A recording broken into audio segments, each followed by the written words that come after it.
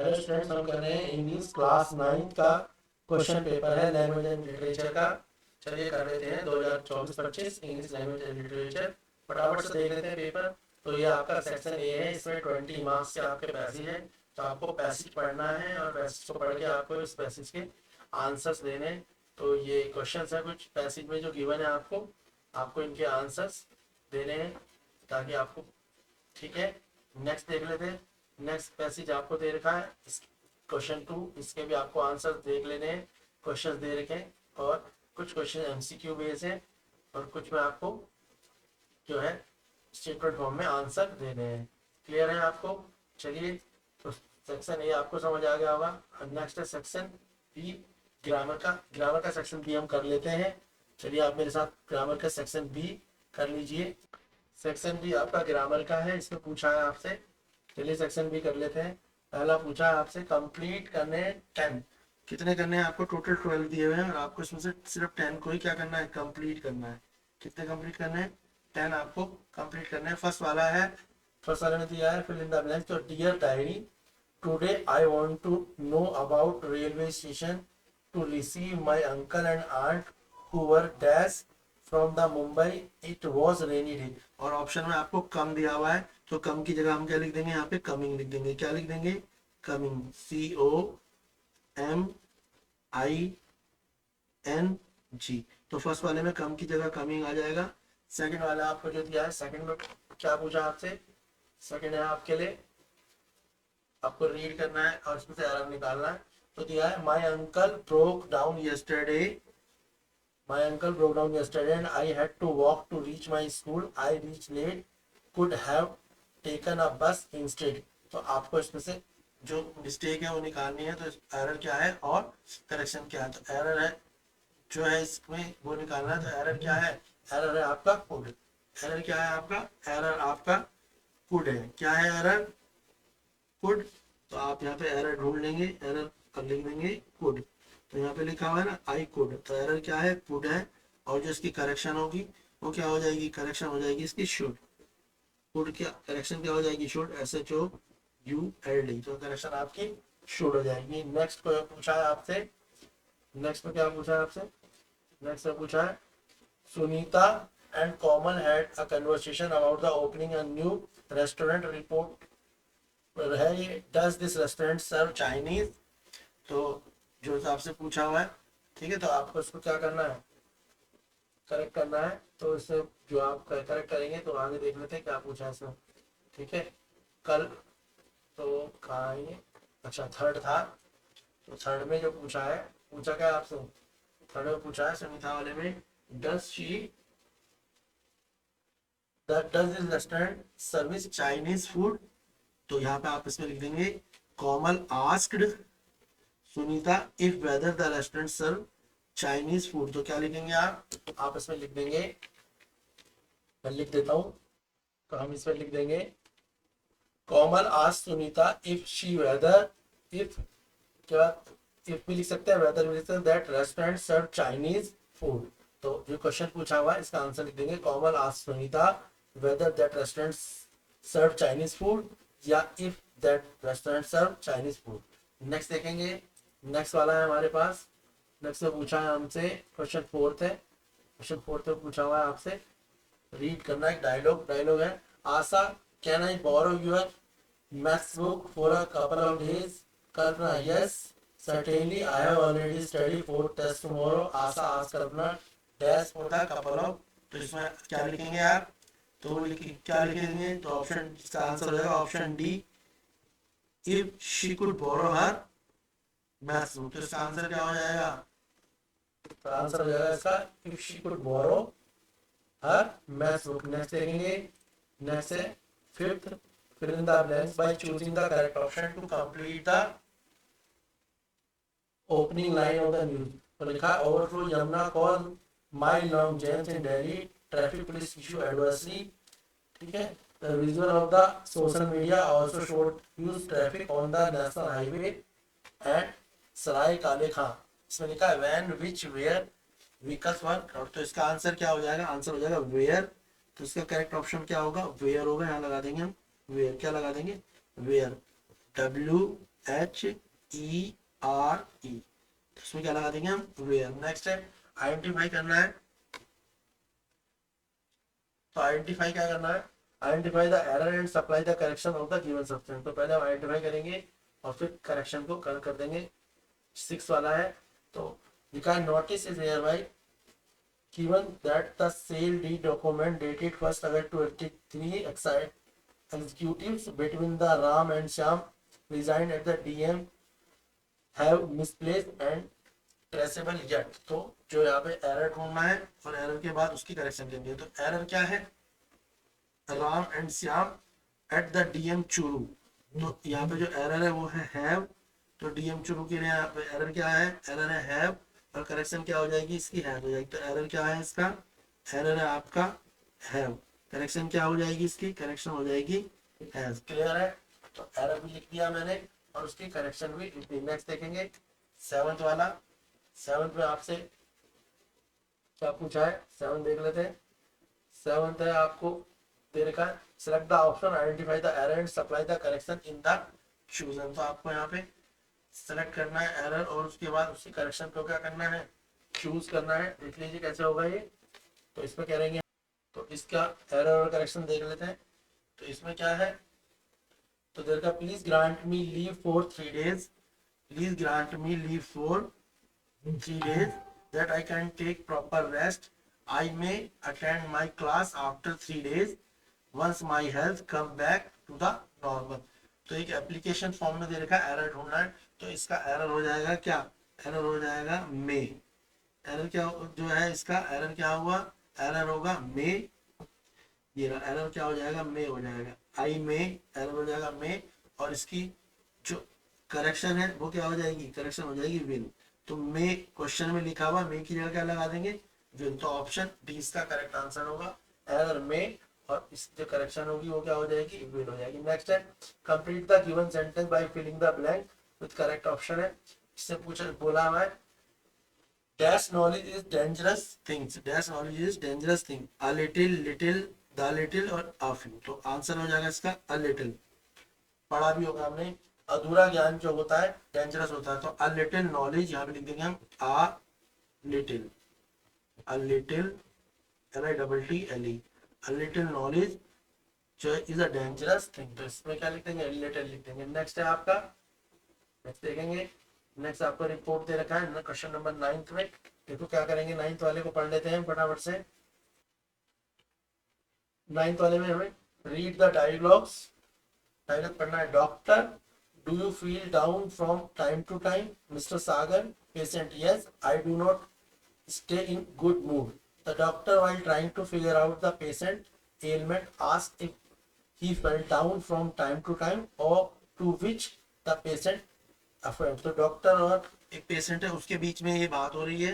Doctor बोल रहा है कि आपको लगातार टाइम टू टाइम आप क्या कमजोर होते जा रहे हो, तो पेशेंट बोल रहा है yes I do not stay in a good mood, क्योंकि मैं अच्छे मूड में नहीं रहता हूँ। तो इसमें देख लो, इसमें लिख देंगे क्या लिखा है उसने, यस आई, तो इसका लिख देंगे आंसर लिख देंगे to which the patient affair. तो पेशेंट अफर्म करके के पेशेंट क्या बोलता है, तो यहाँ पे लिख देंगे हम दैट।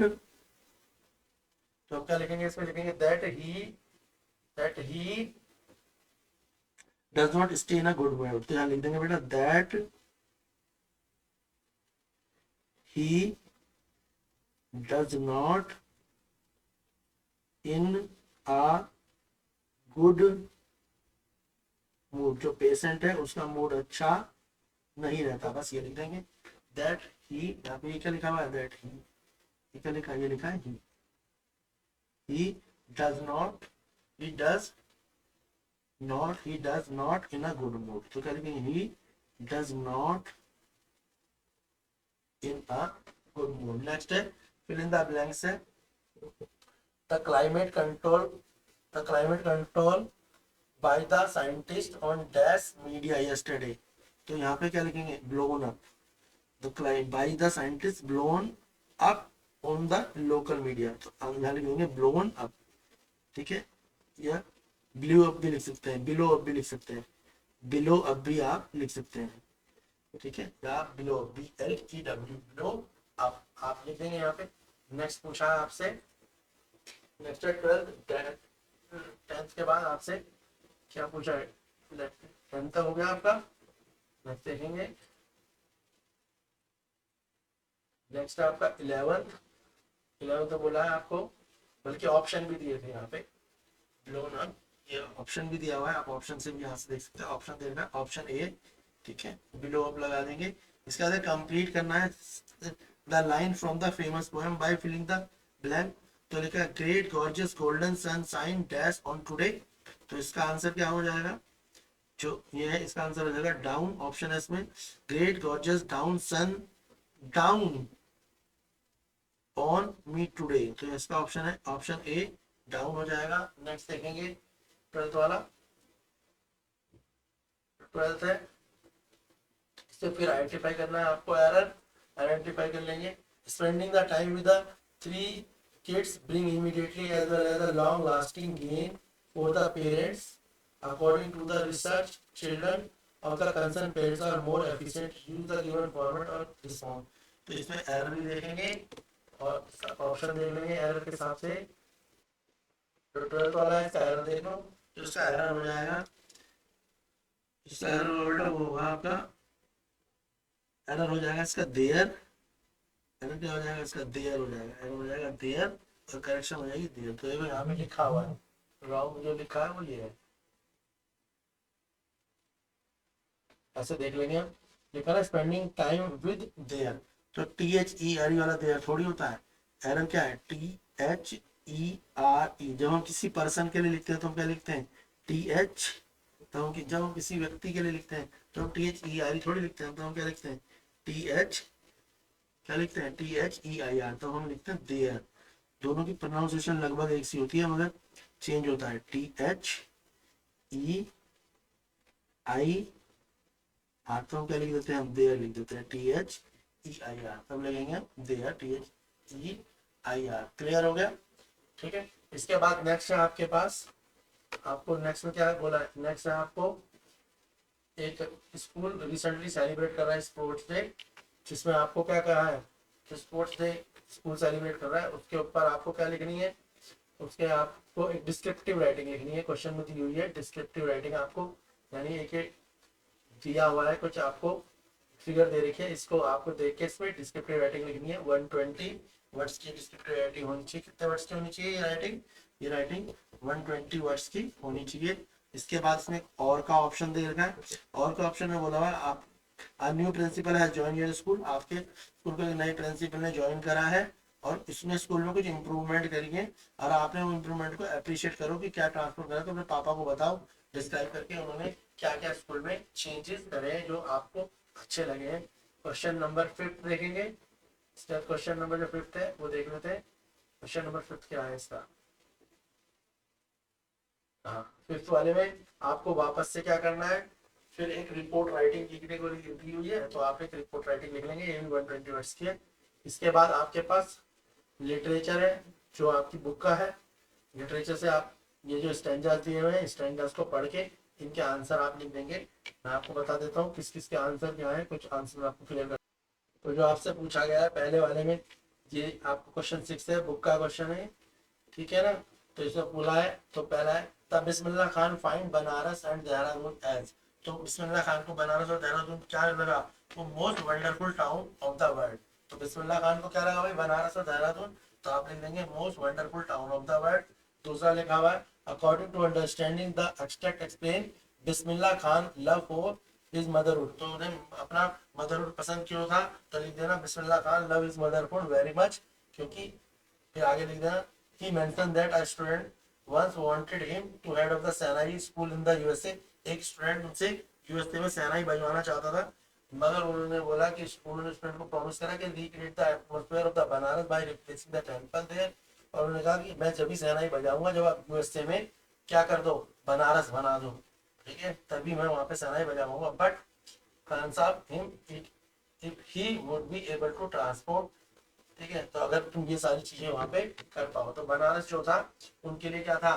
बनारस उनके लिए बहुत ही जरूरी था, ठीक है, तो बनारस के प्रति उनका बहुत ज्यादा प्रेम था। थर्ड क्वेश्चन में बोला हुआ है ट्रू फॉल्स पूछा है, तो क्या बोला? A college of Bismillah Khan wanted him to head of the shehnai school in US.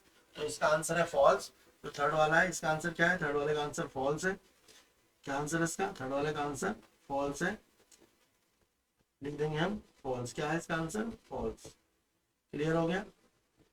इसके बाद फोर्थ वाले में बोला है, फोर्थ वाला है आपका ऑप्शन पूछा है, pick out the word of the extract. जो हमने पैसेज पढ़ा उसमें बोला है कॉपिंग का मीनिंग क्या है? तो कॉपिंग का मतलब है रिप्लेसिंग।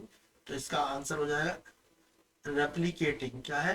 रेप्लिकेटिंग। क्या हो जाएगा आंसर इसका फोर्थ वाले का? रेप्लिकेटिंग। नेक्स्ट देखेंगे, नेक्स्ट वाला जो हमारे को नेक्स्ट क्या है, नेक्स्ट हमारे को एक स्टेंजा दिया है एडवेंचर ऑफ टोटो। इसको भी देख लेंगे। एडवेंचर ऑफ टोटो के जो स्टेंजा दिया है उसके हिसाब से आंसर पूछे हैं। तो पहला है fill in the blank, Toto was given a comfort home in the stable because Toto को comfort home मिला था। क्यों? क्योंकि he was finally accepted by grandmother।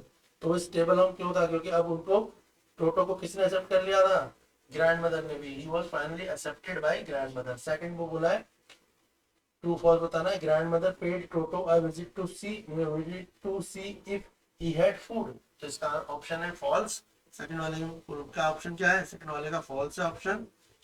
Third में पूछा है आपसे was Toto companion in the stable and what was his usual behavior on Toto first night there। तो टोटो का कंपेनियन कहते हैं, आंसर लिख देना है Toto companion stable was finally donkey. Toto का जो कंपेनियन था वो कौन था? डंकी था ना, गधा तो था उसका उसका जो कंपेनियन था वो कौन था? डंकी था नहीं था? तो लिख देना डंकी था। On toto first night was seen pulling at her head and avoid the bundle of the hay without any apparent cause। तो इसका आंसर है डंकी, डंकी। ठीक है ना? तो लिख देना उसका कंपेनियन कौन था? डंकी था। नेक्स्ट है, इस पैसेज को पढ़ना है आपने और पैसेज के हिसाब से पूछा है आपको कि on the basis of the understanding extract. तो आपसे क्या पूछा हुआ है? टोटो फर्स्ट माइट बी स्टेबल। तो वो कैसे स्टेबल हुआ था? तो उसका आंसर है इसका नाना was pulling at her helter and avoiding है। तो नाना ने क्या करा था? पुलिंग खींच दिया था उसका हेल्टर को और उसको अवॉइड करा था हे से। नेक्स्ट है आपका अगला क्वेश्चन है क्वेश्चन नंबर 7। क्वेश्चन 7 पोएम का एक्सट्रैक्ट है। तो पोएम का एक्सट्रैक्ट देख लो, ये भी आपकी बुक का ही पोएम का एक्सट्रैक्ट है, पोएट्री का पार्ट है। ठीक है, एवरी ट्विंकल वाला। इसके क्वेश्चन देख लेते हैं जो इसके एमसीक्यू वाले क्वेश्चन है। तो इसका जो फर्स्ट है द वर्ल्ड, ठीक है, जो दिया हुआ है द वर्ल्ड करके लिखा है आपसे और पूछा ही क्या है? तो इसका आंसर क्या है? Tiles use on roof. इसका फर्स्ट वाले का ऑप्शन है tiles use in roof. Second वाले बोला है कि ट्रू है या फॉल्स है। आपसे सेकंड में क्या पूछा है? ट्रू और फॉल्स। तो सेकंड में आप बता देंगे। सेकंड में क्या पूछा आपसे कि ट्रू है या फॉल्स? तो आप क्या बताएंगे इसमें? आप बता देंगे जो ये आपकी पोएम दी हुई है, पोएम के हिसाब से बता देंगे कि ये है पोएम में बेटा देखा। तो सेकंड वाला जो है वो आपका क्या है? सेकंड वाला आपका ट्रू है। क्या है सेकंड? ट्रू। फिर आपसे थर्ड में पूछा है, थर्ड में पूछा है what stir within the poet mind as a rain fall on the roof creating echoes and trend of the memory. Explain करना है 40 वर्ड्स में। तो हिसाब कर the rain falling on a roof stirs are mirrored and emotions, memory and dream, echoes, heart weaving, intricate threads of reconciliation and friendship। इस तरीके से आप लिख सकते हैं। फोर्थ वाले में fill in the blanks है। तो इसका fill in the blanks में आप क्या भरेंगे? इसके fill in the blanks में आप क्या भरेंगे? इसका fill in the blanks से रूफ लिख देंगे। यहाँ पे क्या लिखेंगे आप? रूफ। इसका आंसर क्या होगा? इसका आंसर हो जाएगा रूफ। क्या है इसका आंसर? रूफ। क्लियर है? सेकंड स्टैंजा भी बुक का ही है, तो आप उसे पढ़ के कर सकते हैं। वीडियोस को लाइक करें, शेयर करें, सब्सक्राइब करें।